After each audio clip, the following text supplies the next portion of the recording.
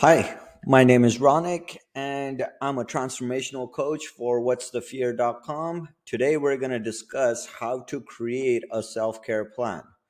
Again, what we do at What's the Fear is we help people transform into the best version of themselves. Here, according to research and studies, there are five pillars of holistic well being. The first being spiritual, the second being emotional, the third mental, the fourth being social, and the fifth being physical, which is surprising because most on four aspects, mainly within our self care plan. And I'm going to tell you why. And so the self care plan includes the four aspects to your well being, because if you do these four things and you take care of these four aspects, you're obviously going to automatically hit the fifth one, which is the social aspect. But the best to get in 2 hours per week. Whenever it comes to the spiritual aspect, most people are like, well, what are we going to do when it comes to spiritual activities? I'm not really spiritual. I don't believe in God. It has nothing to do meant for everybody is for their spiritual activities. They at least spend time in nature of spiritual activities, helping somebody else. So really volunteering, being of service, humanitarian activities. The next aspect or examples would be praying, chanting, sermons. This falls into the religious category. Those who are Christians, those who are Hindus, those who are Muslims. Yoga, it's still connecting to the source, because every single activity, yeah, of course, you go to a yoga class and you're doing it with 60 people, you're not really connecting with the source there. Yoga by yourself, you know what you're doing. This is a really good spiritual tool for you, an activity that you could put spiritual plan. So the next aspect we're going to discuss is the mental aspect. And a lot of people have a hard time gathering activities for their mental aspect. They're like, well, what do we do? And I don't like reading, but there's so many other things that you can do besides reading, because your mind is always thinking. Look at all the things you have to worry about. There's time, there's stress, there's crisis, there's troubles, there's challenges, there's obstacles, and you just need to focus on rebuilding that mind so you can have the strength to overcome whatever it is that you're dealing with at that point in your life. Okay, so some of the mental exercises that are good for you are something like, you got to learn something new, language, a new course, new skill, new trade, anything new that's going to help you further in your life, right? And good or option that you have is teaching or mentoring somebody. It's kind of, you could exercise your mind. Is obvious, these kids love these are puzzles, board games. If you have kids, this is a good way for you to spend time with your kids, or siblings, or whatever, and to connect with them, and at the same time stimulate your mind. Activity for this, leg great activity for this, anything that makes you really think. Another obvious activity you could consider for your mental well-being would be reading blogs. Just make sure the information that you are consuming is coming from a valid source. You're just not reading things just to read it. Some purpose or intention behind what it is that you're trying to seek from that information. Full of that when you're reading something. And the next that you have is a hobby or a passion project, or something fun that you enjoy doing. It's more like creating. So this really helps you stimulate your mind and keep it and on your toes.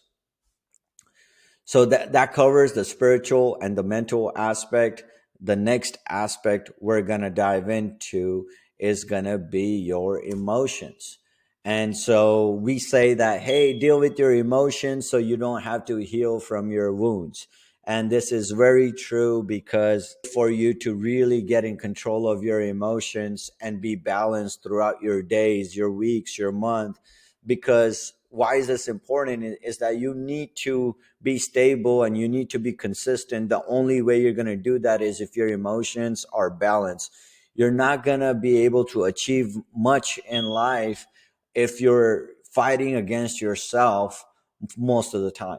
And so you want to be your biggest cheerleader, your biggest supporter. You, you don't want to be fighting against yourself and your experiences and your trauma and your emotions, because that really tears you apart internally.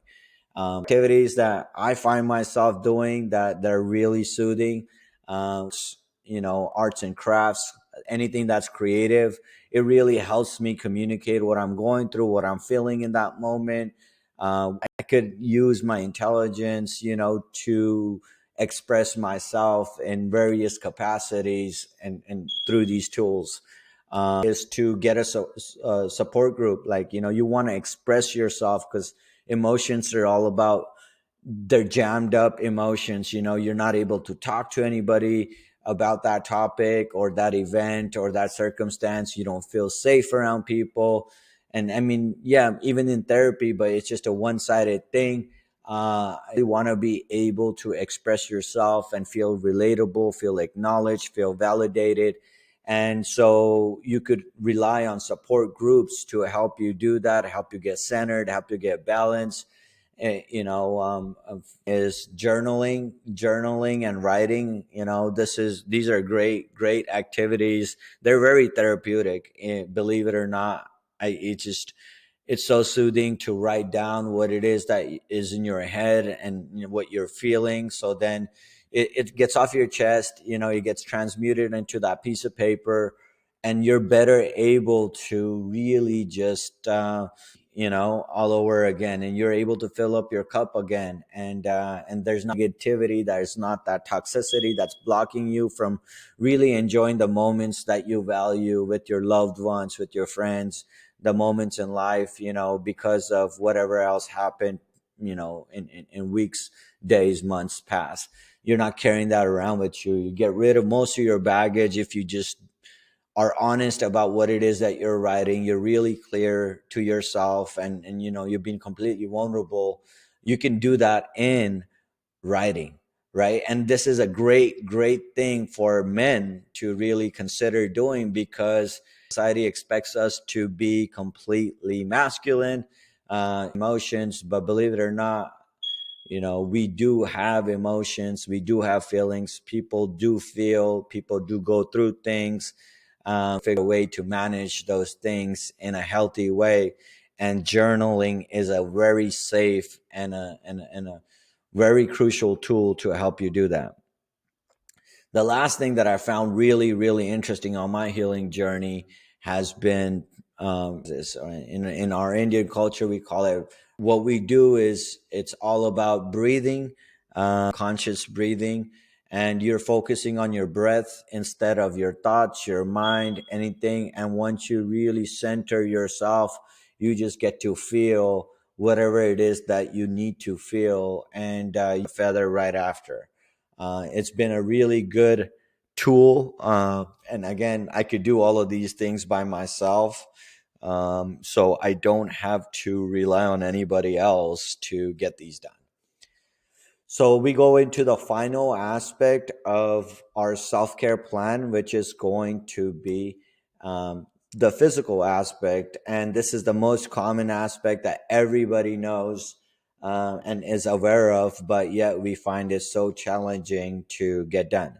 And this is to stay active, whether it's in the gym, whether it's Pilates, whether it's CrossFit, whether it's sports, whatever you love doing, whatever you enjoy doing, running, walking, push-ups, sit-ups, jump rope, whatever you think is your cup of tea, please do something. Just walk your dog. You could do that in 2 days out of the week, but get yourself a good routine. So then that's going to help you feel balanced. And once you're balanced, you can really accomplish the life that you want for yourself. You'll see a lot of things manifest once you put your mind to it. Putting all of this together is going to help you. And get down a sheet of paper, make a schedule, a plan for you. Do it right now. I suggest, while we're getting done with this, book yourself the times that you're going to do some of these activities. Create a good structure for your day and have a good daily routine. And that's what a good self-care plan is. is that you have a good structure to your day. You know what it is that you're going to do. So then you don't violate your boundaries. You don't deviate from your goals. You try to hold yourself accountable. You feel good. You build confidence by some of these things that you do on a consistent basis. This is how you're going to get consistency. So then you can last long time if you're going after a big goal. Take care, and don't visit us at whatsthefear.com. If you want to work with us, or if there's something that we can help you with, please feel free to apply. There will be an apply now button there. So